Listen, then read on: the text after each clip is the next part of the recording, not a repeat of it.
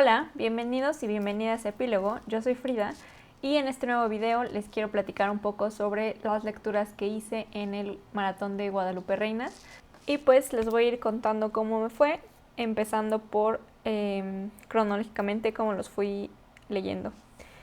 El primer libro que leí fue La reina está muerta, de Ira Franco, que cumplía la consigna de libro de una autora de tu región. Y empecé con este libro porque era uno de los que más tenía ganas de leer, era de los que más me emocionaban. Este libro habla mucho sobre la línea entre lo imaginado y lo real. No sé si a ustedes les pasa que cuando tienen un recuerdo, muchas veces no es así como pasaron las cosas, sino es así como ustedes lo recuerdan, porque pues nuestro cerebro filtra la información dependiendo de muchísimas cosas y muchas personas que vivieron el mismo suceso puede que recuerden ese suceso de distintas formas. Entonces esta novela coquetea mucho con esa idea de en dónde deja de ser un recuerdo y empieza a ser, tu imaginación empieza a controlar esa parte. Y eso es como un poco el subtexto de esto. La estructura del libro me gustó mucho porque va saltando de la adolescencia a la temprana juventud, a la madurez de la protagonista. Y al principio vemos como ella está en búsqueda de dos cosas. Por un lado, es una mujer de 30 años que está en búsqueda de Don McLean, que es el autor de esta famosa canción American Pie, que por cierto es una canción que yo me obsesioné cuando estaba en la adolescencia. Entonces como que de alguna forma me gustó mucho verla retratada en este libro. Y bueno, lo que vemos en el libro son básicamente las relaciones de la protagonista con su madre y con su hermana, sobre todo. Las relaciones de esta chava con estas mujeres son centrales para su crecimiento, para su desarrollo, y yo diría que incluso para moldear las obsesiones y los gustos que esta protagonista tiene, porque su hermana quien le presenta a ciertas bandas de música, es su mamá quien le mete la idea de esta canción. Y entonces en el libro vamos saltando de, digamos, el presente, donde esta chava está en la búsqueda de pedazos, retazos de historia de su madre, que se entrelazan con la canción y con Don McLean. Vemos también extractos de la adolescencia de ella, la primera vez que escuchó a The Smiths, ciertas canciones específicas. Y me gustó porque me hizo pensar algunas cosas que no necesariamente me había detenido tanto a pensar. Y además sobre lo profundo que puede ser la relación madre-hija y lo complicado que puede ser la relación madre-hija. Y pues estos momentos que nos cuenta de su vida, de la madurez que va adquiriendo, pues van acompañados de canciones de muy buen gusto, por cierto. y algo que me encantó de este libro fue la descripción de lo que se siente escuchar la música. Me pareció increíble y no recuerdo haberlo leído en cualquier otro libro. Les voy a leer un pedacito que me gustó muchísimo. Este es un recuerdo de cuando ella tenía 10 años y está o sea, en el recuerdo están en el tráfico y su mamá está escuchando una canción y se pregunta a mi hermana, que se muere de pena por lo que los otros automovilistas puedan pensar de mi mamá, que está toda borrada por la música. Los brazos en movimiento aleatorio, para donde den, uno hacia un lado, el otro para adelante. Así sigues la canción, te abandonas, te vas cayendo en la canción, te abandonas, te esfumas, cierras los ojos. Nadie ha bailado esta canción antes que tú. Y le pregunta, ¿es absolutamente necesario que bailes de esa forma? No, nadie lo pide, nadie lo premia. Pero es que oye esa música. Y ahí viene otra vez ese calambre que da a la mitad de la canción. Tus brazos congelados empiezan a tomar su posición y en el espasmo vuelven a olvidar que el mundo existe. Y ya no estamos las niñas, ni el coche amarillo, ni el tráfico, ni las cuentas, ni la gasolina, ni la cola del supermercado. Está la canción. Los otros vecinos han visto el baile completo. No se han querido perder ni un segundo y nos ven partir con melancolía. No quieren que nos vayamos de ahí porque no hay nada más triste, más dulce que ver a una madre enseñarles a sus hijas a bailar en el coche. Uy, qué bonito. Entonces me gustó mucho este libro y pues sí, fui fan de la playlist. El segundo libro que leí fue Sueño Profundo, de Banana Yoshimoto, y este correspondía a la consigna de libro favorito de una de tus mejores amigas. Y este libro son 3 cuentos, donde obviamente hay un papel preponderante del sueño y de lo onírico. El primer cuento no me gustó, el segundo sí, y el tercero me encantó. Pero lo que sí tengo que decirles es como una especie de advertencia, y es que si te encuentras en un momento en tu vida en el que estás triste o no estás en el mejor estado mental, te recomiendo que no leas este libro, al menos no el primer cuento, pero de preferencia no leas este libro, porque pues uno de los temas principales es la muerte y el suicidio, y temas un poco deprimentes, depresivos. Entonces, si no te encuentras como que en el mejor estado mental ahorita mismo, pues quizás será mejor que lo guardes para otra ocasión. Y bueno, ya hablando de los cuentos, el primer cuento, el que le da título al libro, que se llama Sueño Profundo, habla sobre el sueño, sobre la muerte, sobre el suicidio, sobre la depresión y las relaciones personales. Con este cuento me desesperé un poco con la protagonista, porque como que quería sacudirla, quería sacarla de su sopor tal cual. Nos habla de una chava que anda con un cuate cuya esposa está en coma en un hospital. Entonces esta esposa está de alguna forma en un sueño extraño, ¿no? Porque no puede despertar. Y la protagonista renuncia a su trabajo porque dice que no podía estar suficiente tiempo con su novio, y entonces para hacer tiempo para estar con él, renuncia y pues empieza a hacerse ociosa, no tiene mucho más que hacer, y comienza a caer en una especie como de limbo, como de depresión, que se refleja en el cuento en la facilidad que ella tiene para sumirse en el sueño y tardar muchísimo en despertar. O sea, se duerme y a la 1, 2 de la tarde medio va despertando, y eso porque el novio le habla por teléfono, si no ella se podía seguir dormida todo el día. Y bueno, en este cuento descubrimos muy temprano en la historia que una de sus mejores amigas se suicidó, y eso obviamente le pegó muchísimo, y ella le atribuye al trabajo que la amiga tenía el hecho de que ella se haya suicidado, y el trabajo en cuestión era acostarse con hombres por dinero. Y no estoy refiriéndome a sexo, sino a la versión literal de la palabra. Le pagaban a ella por dormir con hombres, literal, acostarse y dormir.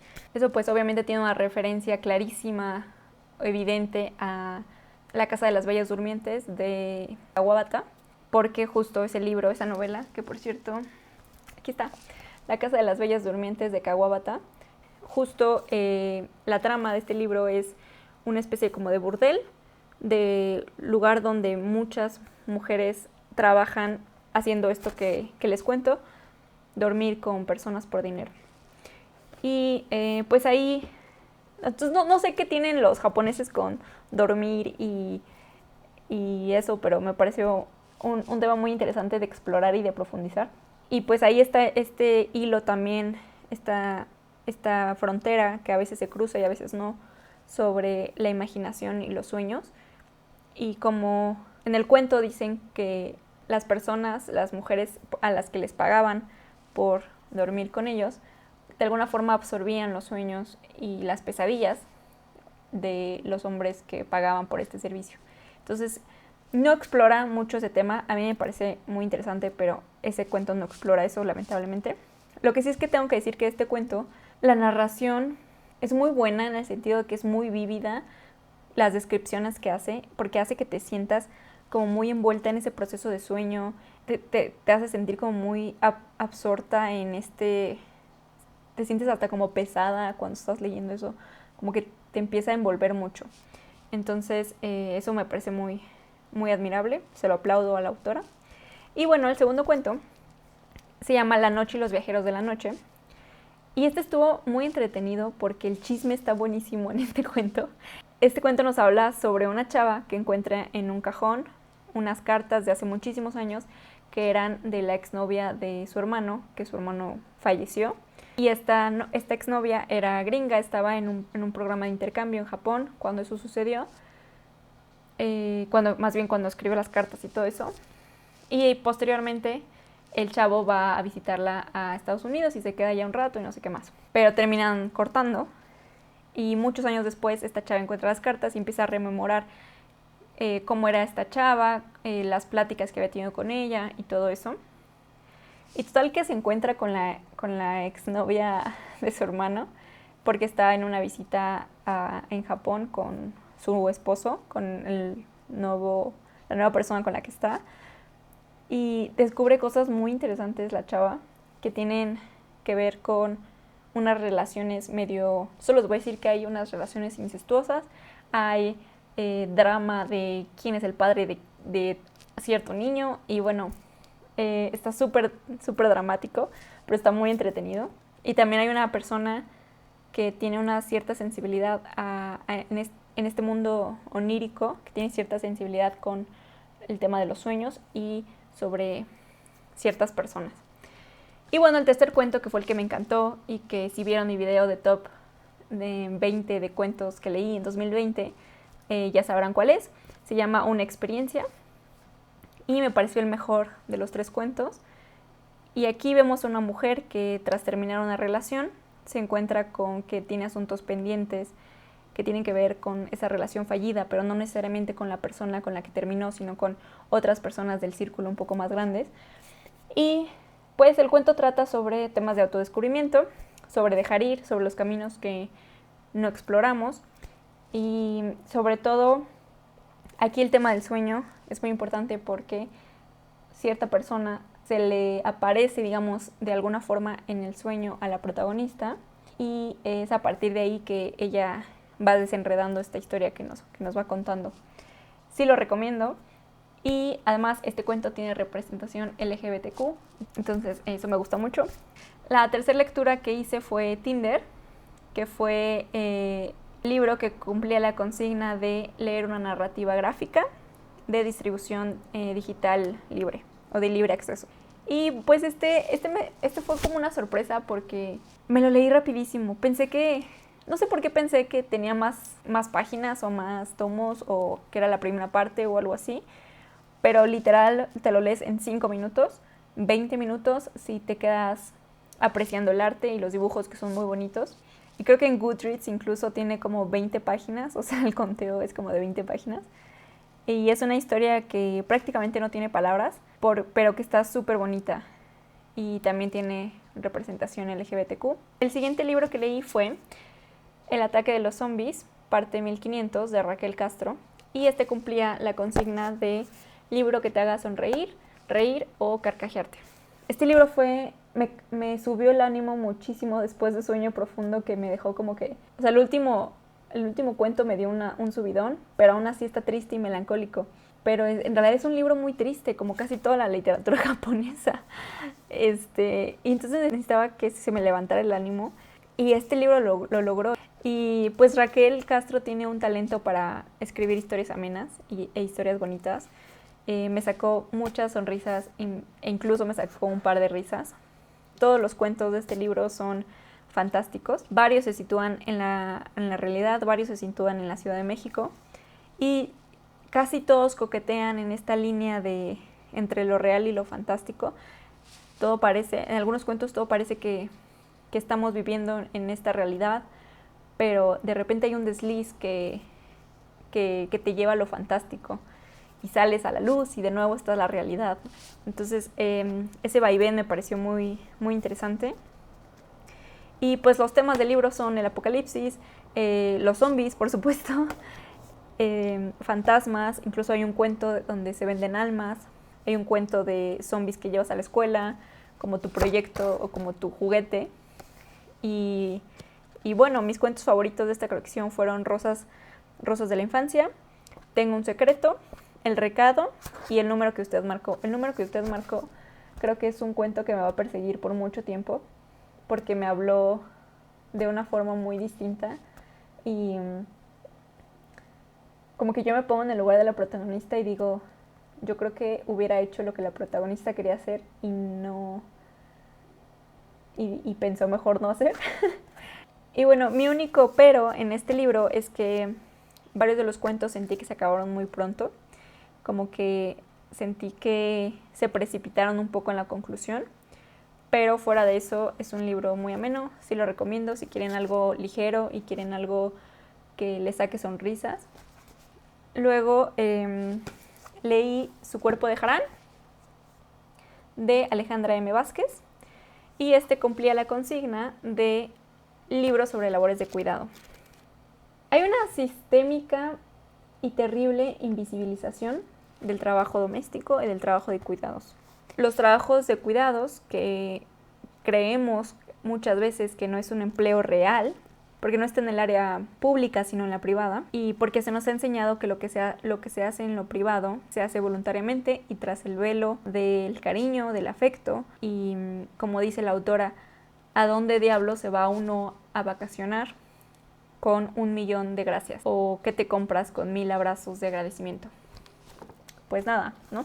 Este tema es importantísimo y está tan normalizado que ni siquiera lo identificamos como algo necesario para discutir, lo cual es gravísimo. Esto está en la periferia, en los márgenes de las discusiones laborales, en las discusiones incluso económicas y de las políticas públicas ya ni hablamos. Pero es necesario discutir estos temas, es necesario porque de esta discusión proviene el bienestar de muchas personas y la dignidad de muchas personas, incluidos nosotros y nosotras, y nuestro yo futuro que envejece y va a envejecer. Entonces es un tema que creo que cada vez más necesitamos platicarlo, discutirlo y mejorar en ese aspecto. El hecho de que Alejandra envuelva este tema tan importante en su experiencia personal, que nació a partir de que se le contrató para cuidar a su abuela, para realizar labores de cuidado, para limpiar la casa, para darle de comer, para llevarla al médico, para todo lo que involucra el cuidado de una persona. Mientras ella hacía eso, ella estaba escribiendo este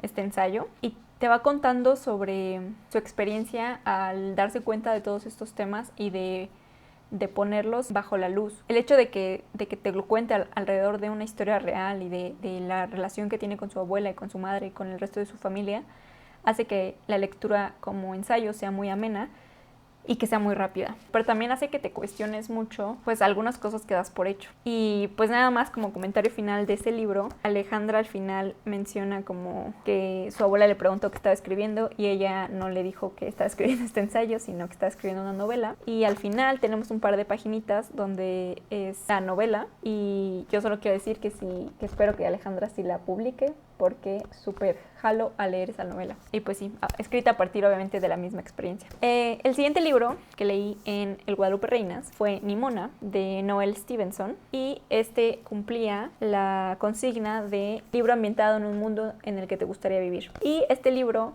me gustó tanto que se coló en mi top de libros de 2020, que les voy a dejar también el link por si quieren ir a ver cuáles más me gustaron muchísimo. Ahí explico un poco más por qué me gustó, pero básicamente me encantó el mix de ciencia y tecnología en un mismo universo. Me encantó la crítica social, me encantó el humor ácido irónico de Nimona, me encantó el hecho de que jugaran con los estereotipos del bien y el mal. Esa también tiene personajes LGBTQ y pues me encantó este libro, todo me gustó. El siguiente libro que leí fue que es el de Teoría King Kong, de esta autora que no sé pronunciar. Y bueno, este libro cumplía la consigna de libro de lecturas conjuntas de libros bifortipos. Y creo que este fue el libro que menos me gustó de la maratón. Definitivamente no lo recomiendo para las personas que lo estaban pensando en leer como introducción al feminismo, porque es un libro que se basa muchísimo en las experiencias personales de la autora. Y sus experiencias como tal son limitadas a un punto de vista. Está muy supeditado por la locación en la que se encuentra, que es Francia, París, además. Entonces, pues más que una teoría, esto es un libro de una especie de análisis de temas tabú hechos a partir de las vivencias de la autora. Hablo de temas tabú porque habla de la prostitución, de la pornografía, del tema de la violación. Y, por ejemplo, el tema de la prostitución habla un poco de liberarse del tabú como tal, pero no aborda ni por casualidad las complicadas redes de negocio que al final se nutren por una oferta y una demanda que existe, y que países desarrollados como Francia sigan alimentando esta red en países en desarrollo, como es todos los países de América Latina y de Asia. Pues los países desarrollados son los principales turistas sexuales en países en desarrollo. Y bueno, no porque no le afecte a ella directamente significa que no es relevante de discutir o incluso mencionar. Y por supuesto que no es su deber incluir todo, porque tampoco es la portavoz, ni mucho menos. Por eso existen muchos feminismos, pero a este libro la verdad yo pienso que se le nota muchísimo que fue escrito hace 15 años, porque sí está muy desactualizado. Y otra cosa es que en ocasiones me parecía una crítica muy superficial. Por ejemplo, cree que desafía el sistema diciendo que ella está cómoda con su fealdad, pero sin dejar de llamarla fealdad. Sigue utilizando palabras que tienen esta carga de significado que ella está criticando, pero no le quita ese significado, no se lo apropia y no propone otra solución adicional a eso. Y bueno, otra cosa que no me encantó es que la autora sugiere que lo que nos falta a las mujeres es seguridad con respecto a nuestra legitimidad para irrumpir en lo político. Y con esto, pues ignora que irrumpir en lo político es un problema más allá de la voluntad y más allá de tener seguridad. Es algo sistémico y es algo que está enraizado y es algo que todos los días se trabaja para mejorar en esa trinchera. Y creo que decir que es una cuestión de seguridad de nosotras mismas, pues es una crítica increíblemente superficial y que ignora todos estos elementos que definitivamente tienen un peso sobre las razones reales de por qué sucede, por qué vivimos en la sociedad en la que vivimos. Y hay algunos puntos de vista con los que sí concordaba, pero para nada son experiencias o frases que puedan ser generalizadas. Y el siguiente libro que leí para la maratón fue Domingo de Summertime, de Itzel Guevara. Y este libro cumplía la consigna de libro de una editorial independiente, que es Paraíso Perdido. Y este fue el último libro que leí en el año, en 2020. Me gustó la forma de escribir de la autora. Creo que la forma de escribir fue suficiente para que el libro me siguiera interesando. Como pueden ver, es un libro muy cortito también, son 10 cuentos. Y la narrativa va alrededor de vulnerabilidades. Nos habla de infidelidades, de rompimientos de confianza, de vulnerabilidades como humanos, como seres humanos.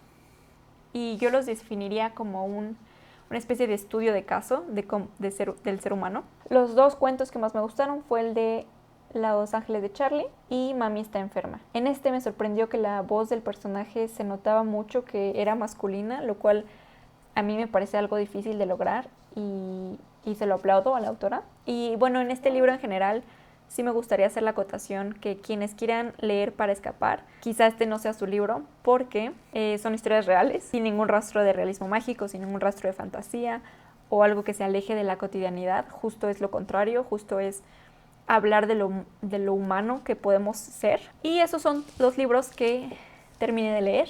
Los otros dos libros no los acabé a tiempo. El otro libro era La Sexta Extinción.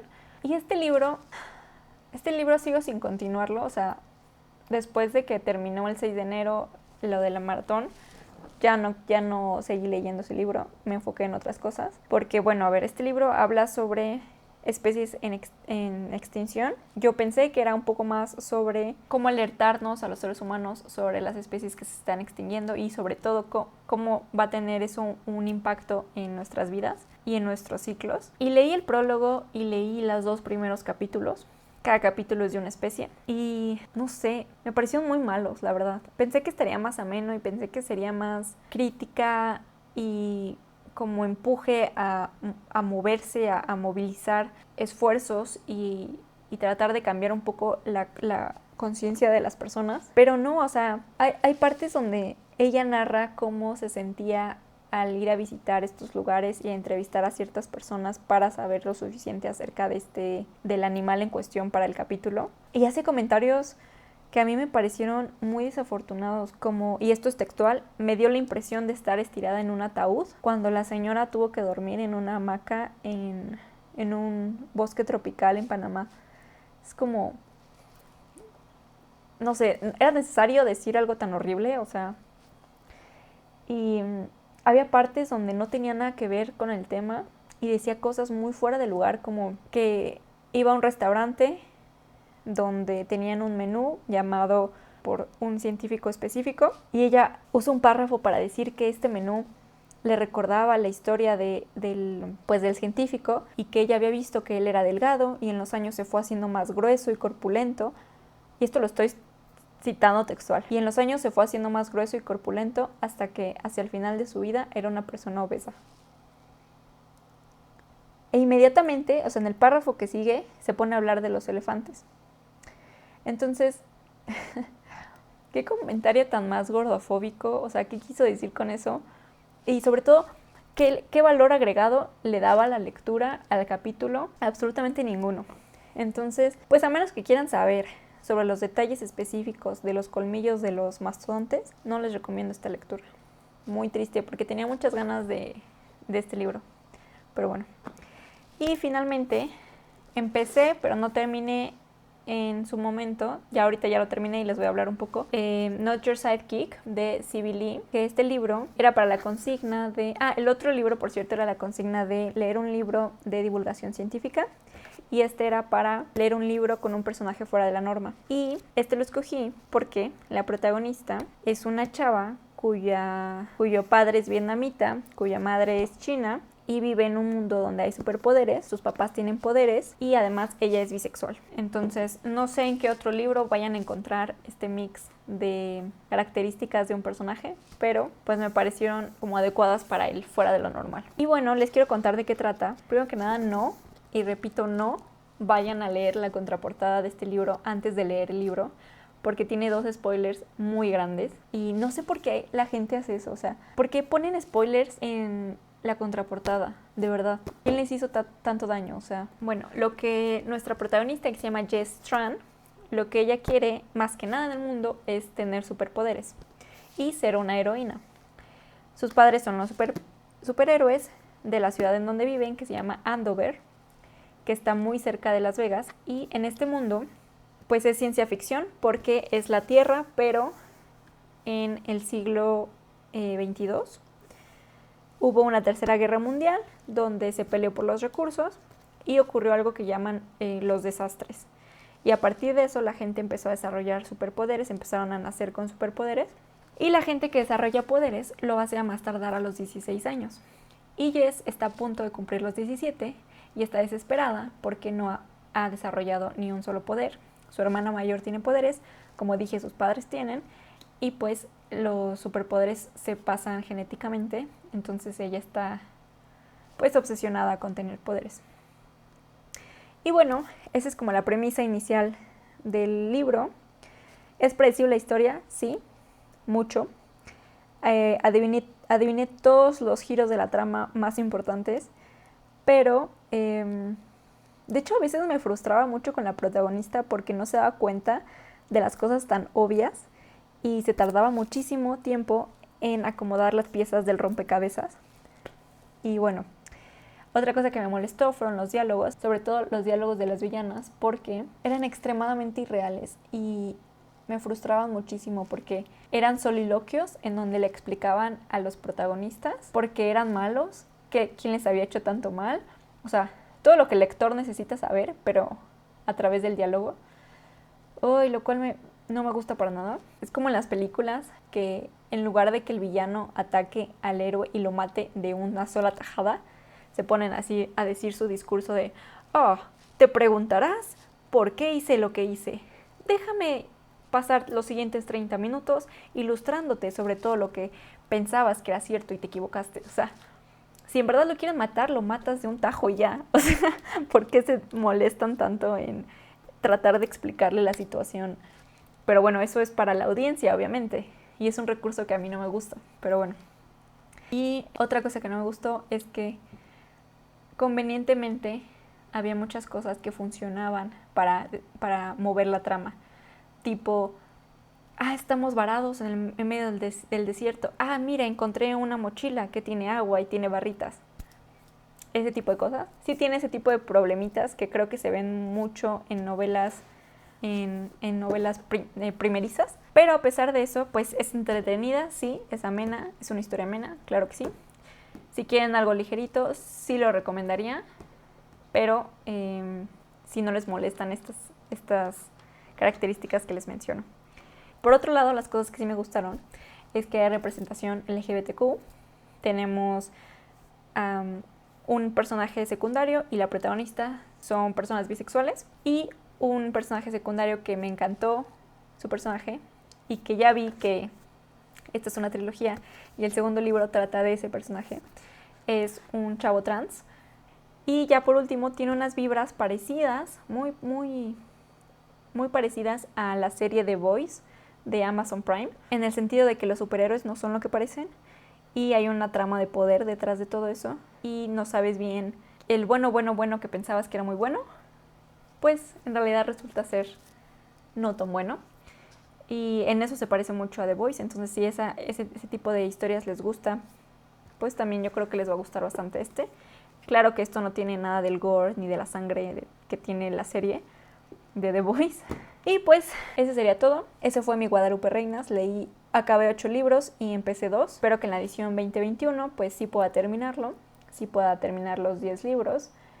Y me gustaría saber cómo les fue a ustedes. Cuéntenme cuáles fueron sus lecturas favoritas, cuáles cambiaron o cuáles dejaron de plano. Y eso sería todo. Muchas gracias por escucharme y muchas gracias por verme. Suscríbanse. Hasta luego.